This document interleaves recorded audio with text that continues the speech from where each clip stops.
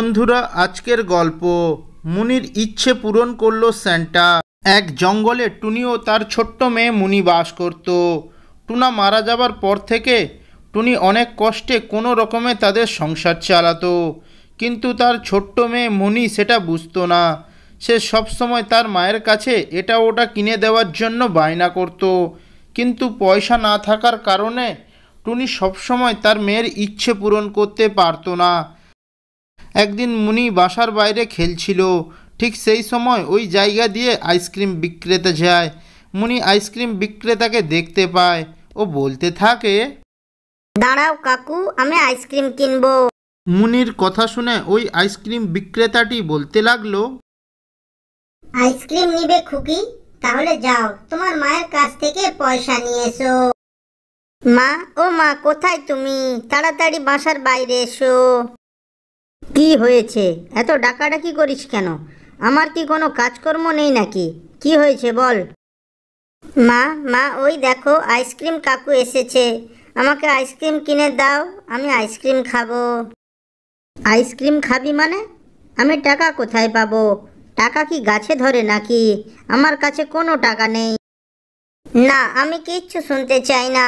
আমি আইসক্রিম খাবো। তুমি যে করেই হোক আমাকে আইসক্রিম কিনে দাও। এই যে মেয়ে, তুমি কি আইসক্রিম নিবে নাকি আমি এখান থেকে চলে যাব? মা, আইসক্রিম কাকু চলে যাচ্ছে। তুমি আমাকে আইসক্রিম কিনে দাও না, না হলে আমি কিন্তু কান্না শুরু করব। তোর যা ইচ্ছা তুই তাই কর। এরপর মুনি কাঁদতে লাগলো। মুনির কান্না শুনে টুনি বলতে লাগলো, চুপ কর চুপ কর, আমি তোকে আইসক্রিম কিনে দিচ্ছি। এরপর টুনি মুনিকে আইসক্রিম কিনে দেয়। মুনি সেটা মজা করে খায়। কিছুক্ষণ পর ওই রাস্তা দিয়ে একটি খেলনা বিক্রেতা যাচ্ছিল। মুনি সেটা দেখতে পায় ও মুনি বলতে লাগলো, কাকু, ও কাকু, দাঁড়াও, আমি খেলনা কিনবো। ঠিক আছে খুকি, তুমি তাড়াতাড়ি পয়সা নিয়ে এসো, আমি এখানে দাঁড়িয়ে আছি। এরপর মুনি তার মাকে ডাকতে শুরু করলো।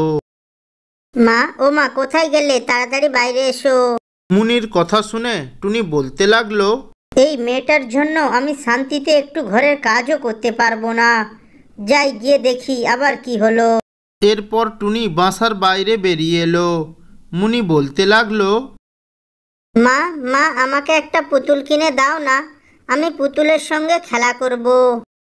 মুনির এমন কথা শুনে টুনি বলতে লাগলো, আমি তোকে আর কিচ্ছু কিনে দিতে পারবো না, আমার কাছে কোনো পয়সা নেই। শোনো মা, পুতুল কিনে না দিলে আমি কিন্তু কান্না করব।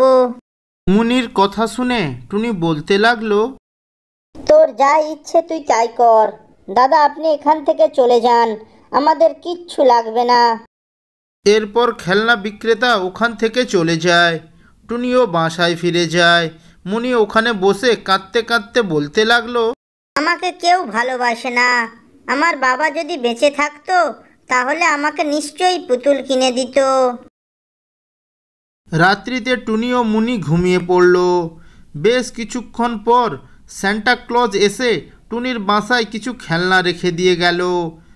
পরের দিন সকালে মুনি দেখলো তার বাসায় অনেক খেলনা পড়ে আছে। এতে মুনি খুবই খুশি হলো।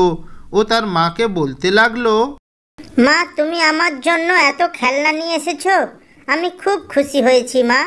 এরপর মুনি ওই খেলনাগুলো নিয়ে খেলতে থাকে। ভিডিওটি যদি ভালো লেগে থাকে তাহলে ভিডিওটিতে একটি লাইক করে চ্যানেলটি সাবস্ক্রাইব করবেন। ধন্যবাদ।